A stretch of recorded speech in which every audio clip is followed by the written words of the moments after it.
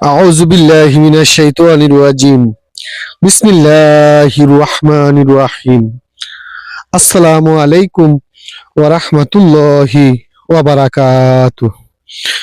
প্রিয় বন্ধুগণ, আপনাদের আন্তরিক শুভেচ্ছা ও ভালোবাসা জানিয়ে শুরু করছি আজকের আয়োজন। আজ আপনাদের জন্য থাকছে ইমানের ৭৭ শাখার ৫৮তম পর্ব। আজকের পর্ব হলো আল্লাহর প্রশংসা ও ধন্যবাদ জ্ঞাপন করা। আশা করি ইসলামের স্বার্থে ও আপনার ইমানের জন্য এটি গুরুত্বপূর্ণ ভিডিও। প্রিয় বন্ধুরা, ইসলামকে শিখুন, ইমানের ৭৭ শাখা সম্পর্কে জানুন, অপরকে জানার সুযোগ করে দেন, আপনার ইমানকে মজবুত করুন। আল্লাহর প্রশংসা ও ধন্যবাদ জানানো ইমানের প্রাণ। শুকর ছাড়া ইমান পূর্ণ হয় না। মুমিনের মুখে সর্বদা হামদ থাকা চাই। শুকর মানে শুধু বলা নয়, মানা, নিয়ামতকে আল্লাহর পক্ষ থেকে জানা। এই শাখা ইমানকে জীবন্ত রাখে। কৃতজ্ঞতা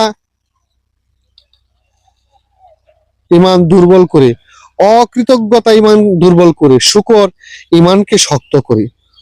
মহান আল্লাহ পাক রাব্বুল আলামিন আমাদের যে নিয়ামত দান করেছেন, এই জগতে আমরা এসেছি, আমরা জীবিত আছি, আমরা খেয়ে আছি এবং আমরা আল্লাহ পাক রাব্বুল আলামিনের দেওয়া অক্সিজেন সরবরাহ করে নিজের জীবন চালাচ্ছি। সেই কারণে আমরা আল্লাহর প্রতিটি আদেশ মানব এবং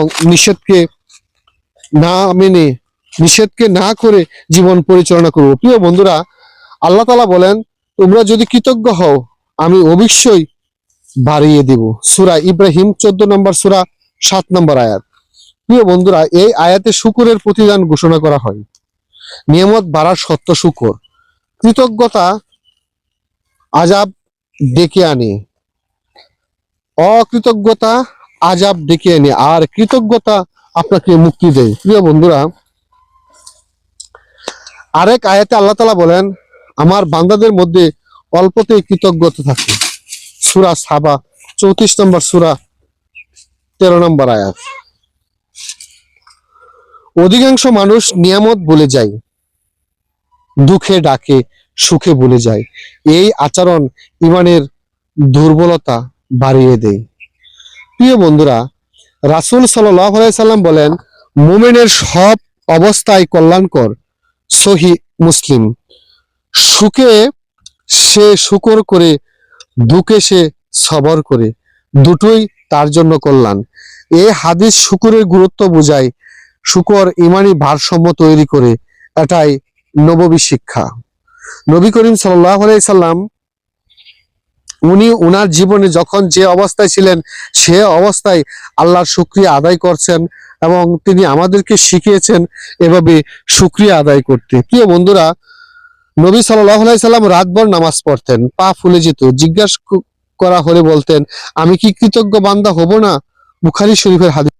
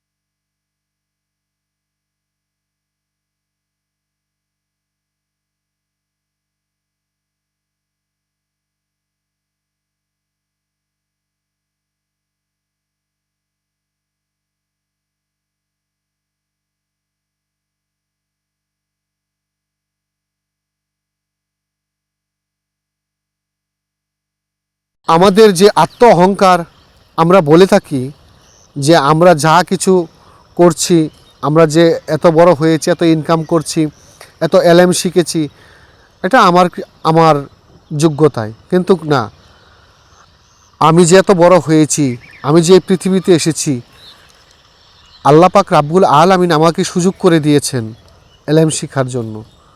আর যদি আমার মায়ের গর্ভের পর থেকে আমার এমন অসুস্থ হতো, আমার জবান বন্ধ হয়ে যেত, আমার দুটি চোখ অন্ধ থাকতো, তাহলে কি আমি আমার বর্তমান অবস্থায় আমি আসতে পারতাম? নিশ্চয়ই প্রতিটা পদক্ষেপে, প্রতিটা নিঃশ্বাসেই মহান আল্লাহ পাক রাব্বুল আলামিনের অশেষ রহমত, অশেষ বরকত আমাদের মধ্যে রয়েছে। তাই আমরা বিনয়ী হই, আত্ম অহংকার, আত্মোপলব্ধি, নিজের সম্মান মর্যাদা বোধ কমিয়ে আল্লাহর দিকে নিজেকে ধাবিত করি। প্রিয় বন্ধুরা, নিজেকে জিজ্ঞাসা করে দেখুন, আপনি কতটুকু কৃতজ্ঞ বান্দা আল্লাহর জন্য? আপনি কতটুকু আল্লাহর প্রশংসা করেছেন? আল্লাহ আপনাকে যা নিয়ামত দিয়েছেন, সেই নিয়ামতের কৃতজ্ঞতা কি আপনি প্রকাশ করেছেন? নাকি এই দুনিয়াতে আল্লাহর দেওয়া জান, আল্লাহর দেওয়া মান, আল্লাহর দেওয়া ইজ্জত, আল্লাহর দেওয়া এলেম, আল্লাহর দেওয়া শক্তি, সকল কিছু পেয়ে আপনি আল্লাহ বিমুখিতা আচরণ করছেন? সময় থাকতে ফিরে আসুন, ইমানের ৭৭ শাখা পূর্ণ করুন। মহান আল্লাহ পাক রাব্বুল আলামিন আমাদেরকে এই তৌফিক দান করুন। আল্লাহ হাফেজ। আসসালামু আলাইকুম ওয়া রাহমাতুল্লাহি ওয়া বারাকাতুহু।